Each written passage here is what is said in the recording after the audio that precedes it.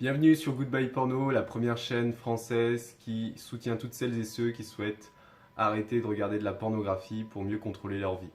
Je sens déjà qu'il y en a qui sont pas très à l'aise de parler de ça. C'est vrai que s'il y a bien un sujet plus tabou en France que le salaire des youtubeurs, c'est bien la pornographie. Très peu de personnes en parlent ouvertement, que ce soit dans les médias, sur les réseaux sociaux ou même dans la vie. Pourtant, nombreuses sont les personnes qui en consomment régulièrement. La pornographie, elle existe depuis très longtemps. D'abord produite par des peintures et des dessins, elle a évolué au fil du temps pour devenir consommée principalement sous forme de vidéos. De ce fait, l'effarante disponibilité de millions de vidéos sur internet diverses et variées est une chose toute nouvelle pour nous, au XXIe siècle. C'est une expérience nouvelle, extrêmement démocratisée de par la gratuité de ces films pornographiques. Pour information, 12% de la totalité des sites internet sont à caractère pornographique.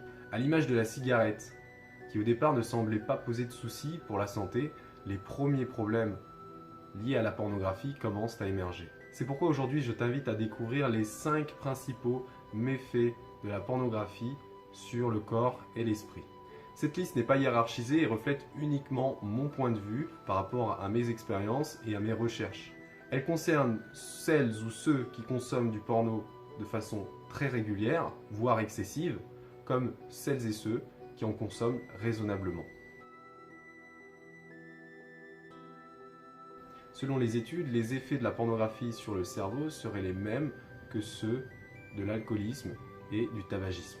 La dopamine ou hormone du bonheur est sécrétée dans certains cas.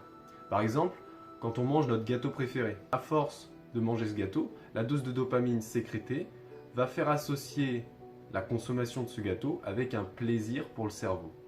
Dès lors que la consommation devient trop habituelle et trop régulière, la dose de dopamine va alors baisser. Ainsi, le cerveau va être en manque et va demander de plus en plus cette sécrétion de dopamine. La conséquence de cela, c'est qu'on va se mettre à manger encore et encore plus de gâteaux. Alors on va chercher d'autres sources de plaisir pour augmenter ce taux de dopamine. De la même manière, lorsque l'on regarde une scène pornographique, le cerveau est stimulé en sécrétant de la dopamine, même sans orgasme. Les dégâts sont donc décuplés si on consomme un film pornographique en recherchant l'orgasme. Le cerveau va alors associer film pornographique avec orgasme. De plus, il est rare qu'on se contente de visionner une seule vidéo, du moins au début. Plus le temps passe et plus les scènes que l'on regarde deviennent trop banales pour le cerveau. C'est pourquoi il sécrète de moins en moins de dopamine. Donc on va rechercher des vidéos un peu plus poussées, un peu plus variées, à la limite parfois de la morale. Vont ainsi causer des dommages au niveau de la région du cerveau responsable de la sécrétion de la dopamine. Exercice pratique, est-ce que tu te souviens des premiers films que tu regardais quand tu commençais à regarder de la pornographie? Je suis prêt à parier que tu ne t'en souviens plus ou alors que ce ne sont plus les mêmes que maintenant. Obtenir un orgasme sans film pornographique est plus compliqué qu'avec. Pourquoi? Parce que dans le premier cas, l'imaginaire est stimulé, tandis que dans l'autre, il ne l'est pas.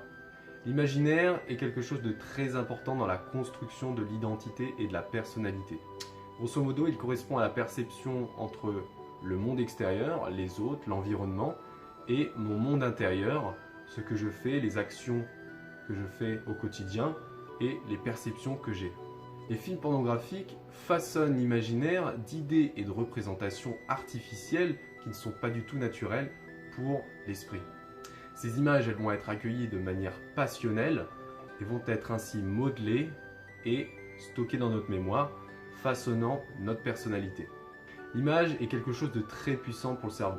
La preuve, vous vous rappelez sûrement de moments liés à votre jeunesse. Moi, je me rappelle quand on m'avait crevé tous mes ballons à ma fête de mes 6 ans. Je m'en souviens encore parce que quand on m'avait crevé les ballons, ça m'avait fait mal au cœur. Donc j'ai des émotions qui se sont créées. Plus on a d'émotions lors d'une situation et plus on est susceptible de retenir l'image. Mais bien plus que des souvenirs, les images véhiculent une façon de voir le monde. Dès lors, accepter de nourrir son esprit avec des films pornographiques, c'est accepter de regarder le réel à travers le prisme de ces représentations artificielles. La pornographie partage une image biaisée du corps. Par exemple, celui de la femme est quasiment toujours réduit au statut d'objet sexuel. Ce constat a pour conséquence un conflit interne de notre perception du corps de l'autre et du nôtre aussi. Mais cela altère aussi la perception que l'on a des relations sociales, amicales, intimes, sexuelles, amoureuses. Pour résumer, la pornographie remplace notre capacité à imaginer nos désirs par nos propres moyens, et ce par un sous-produit. C'est un peu comme si on mangeait en s'injectant du sucre directement avec une seringue. Ça peut nous nourrir, mais ça n'apporte pas les besoins du corps pour qu'il fonctionne correctement. Certaines personnes consomment du porno sans se soucier de si c'est bien ou si c'est mal. D'autres culpabilisent après avoir regardé un film. Ce sentiment de culpabilité fait baisser l'estime de soi. Plus la personne consomme en se disant qu'elle ne fait rien pour arrêter et qu'elle sait que ce qu'elle fait est mal, et plus son estime diminue. Parallèlement, la confiance va aussi diminuer parce que les deux sont étroitement liés. La question à se poser aujourd'hui alors, c'est pourquoi continuer à faire des choses qui nous font du mal. Chez les hommes, la consommation excessive de pornographie peut créer des troubles cérébraux. Les neurones qui font le pont entre l'excitation sexuelle et la fonction reproductive ou érectile du sexe sont très malléables. Lorsqu'une personne consomme trop de pornographie, il imprime les images et donc stocke en mémoire ces images qui sont codifiées par des règles. Si sa consommation tend à être trop élevée par rapport à son expérience sexuelle personnelle avec de vrais partenaires, alors il peut y avoir des complications. Il se peut qu'il devienne moins capable, voire incapable, de développer de l'excitation avec une vraie partenaire. C'est pourquoi de nombreuses personnes souffrent de troubles de l'érection à l'heure actuelle à cause d'une consommation excessive de pornographie. Que ce soit chez l'homme ou la femme, la sensibilité aux émotions peut diminuer avec une consommation de pornographie, rendant alors un film porno plus excitant que l'acte sexuel dans la vraie vie avec un partenaire. Pire scénario, il arrive parfois que certaines personnes n'arrivent même plus à se donner de plaisir avec un film porno. Là, c'est le moment de lâcher l'accélérateur. Qui dit millions de films pornographiques à disposition dit orgasme à profusion. Bien que j'ai fait rimer cette phrase pour qu'elle soit assez agréable à écouter, les conséquences de cette affirmation sont bien moins agréables à subir. Il n'existe pas d'études faisant la comparaison entre la fréquence de masturbation chez les hommes avant l'essor du porno gratuit et après. Pourtant, il vient tout de suite à l'esprit que la facilité d'accès à l'orgasme via le porno a permis à certains hommes d'augmenter leur fréquence hebdomadaire de masturbation. Chaque fois qu'il y a orgasme, le taux de testostérone diminue, ainsi que la libido.